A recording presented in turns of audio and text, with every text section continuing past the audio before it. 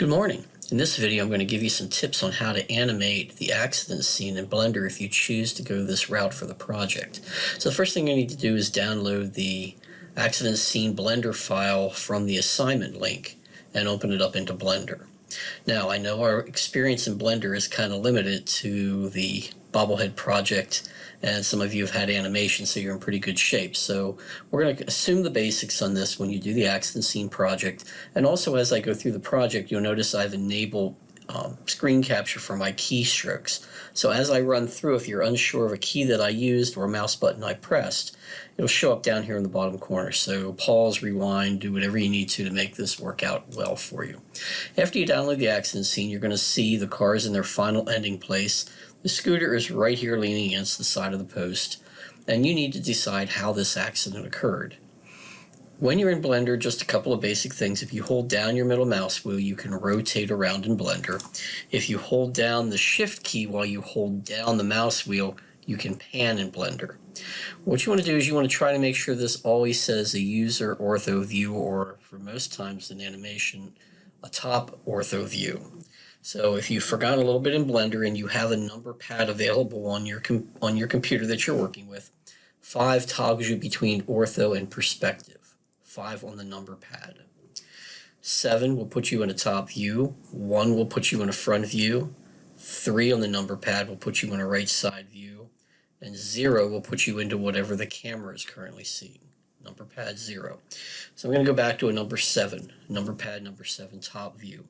Now, if you don't have a number pad available, you can always go to the view menu over here on the side and maneuver through all your different camera views and top, front, and right side view this way. So there would be a front view, there would be a top view. And besides, you're going to want to do most of your animation in a top view anyways. Make sure this always says top ortho view up here as you're trying to animate. Otherwise, your cars may come up off the ground or they may go down into below the ground level.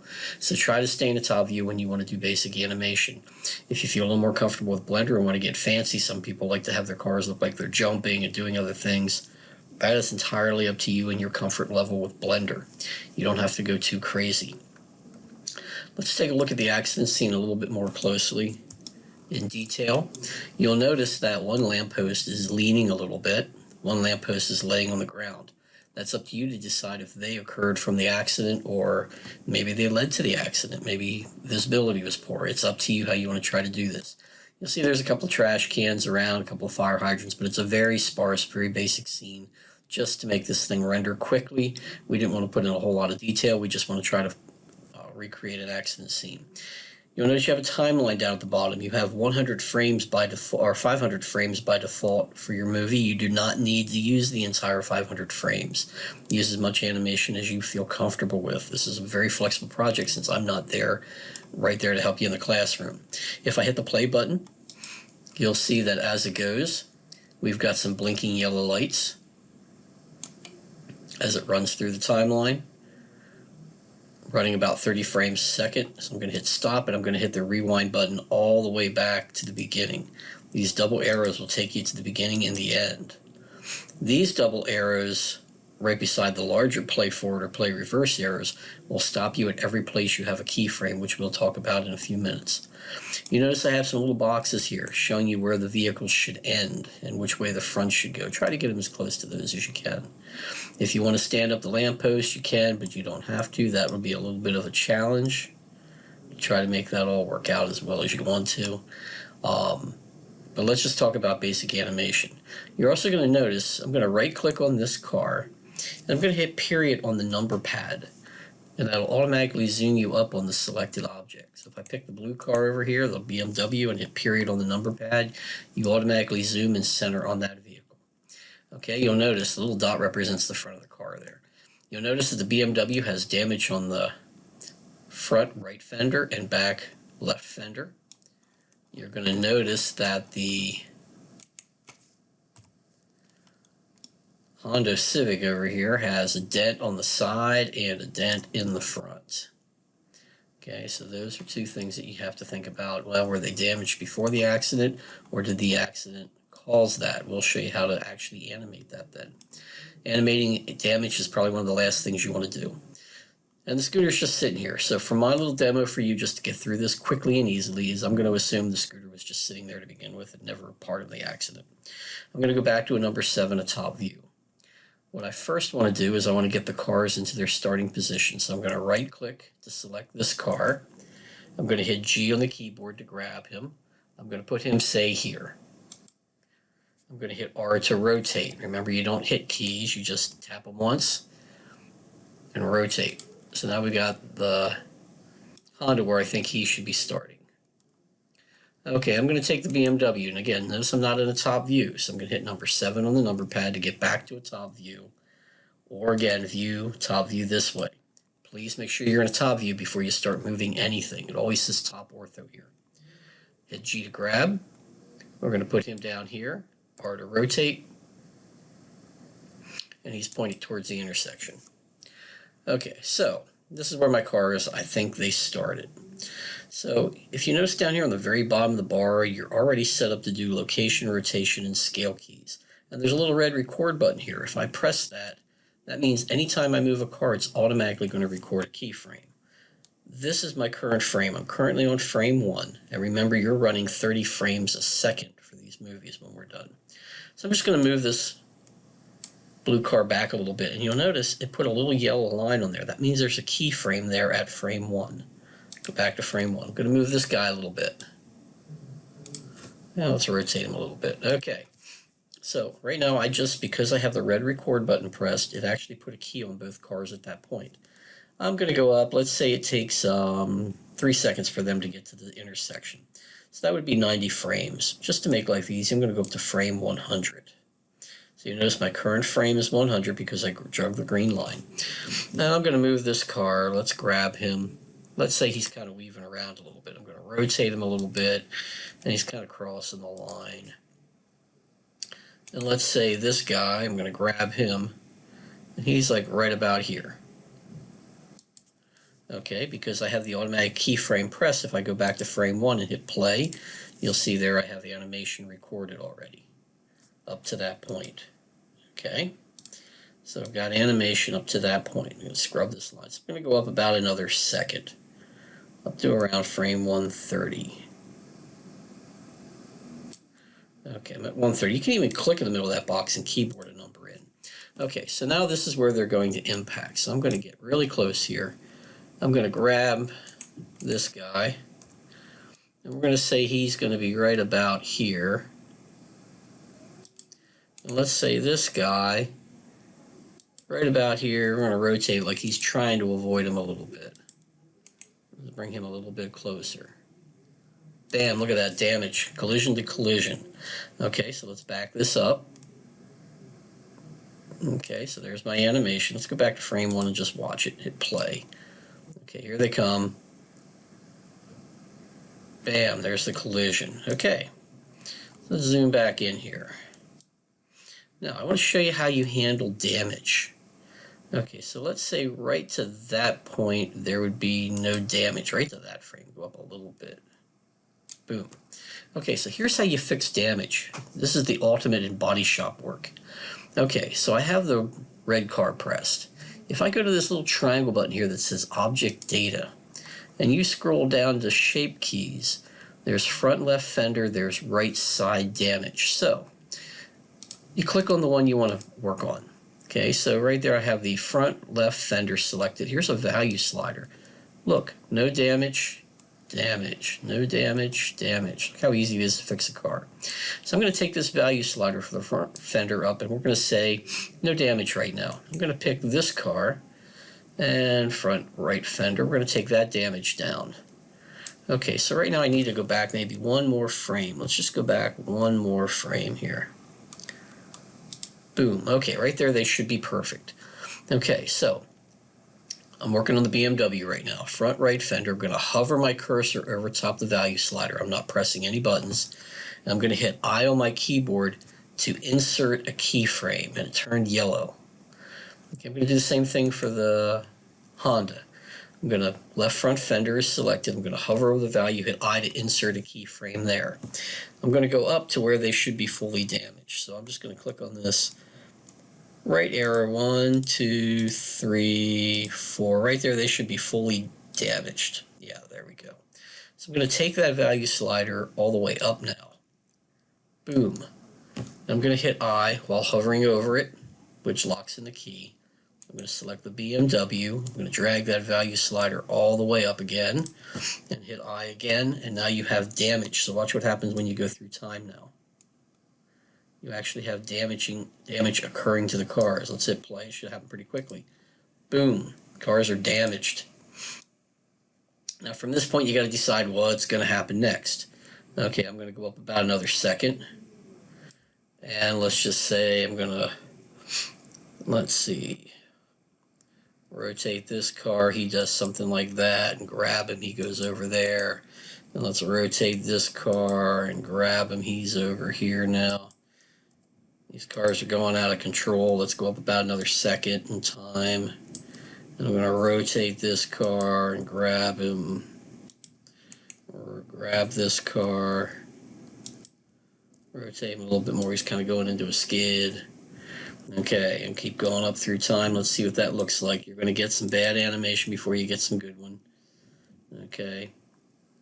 Now I could go back and try to fix that. So right there where the cars kind of overlap into each other, that's not too good right there. Okay, so you can delete keyframes if you want to. So the blue car is currently selected. I'm going to go back in time. I'm going to use this double key here. And that double arrow key right here will always stop you at every place you have a keyframe. So if I don't like that keyframe there, I could put it at that point and move the car to overwrite that keyframe. Or I could just hit the little green, little key with a slash. If you hold down your mouse wheel, you can pan back and forth here in case you don't see those buttons down at the bottom. So I can scroll over, I'm going to hit the delete key, and now there's no key there at all. So now it looks kind of crazy. Wow, okay. So right about here, I got to get this car maybe over here further. Let's see what that looks like now. Okay, back here I really got some damage issues. And it's very easy to start getting a little too crazy with your keyframes. That looks a little bit better now. Okay. You know, you might restart this animation a couple times till you get a good one. And then we'll just keep going up through time, and I'm just going to say this car gets kind of spun out of control, and this one, he's just going crazy. This is going to be a bad animation, but hey.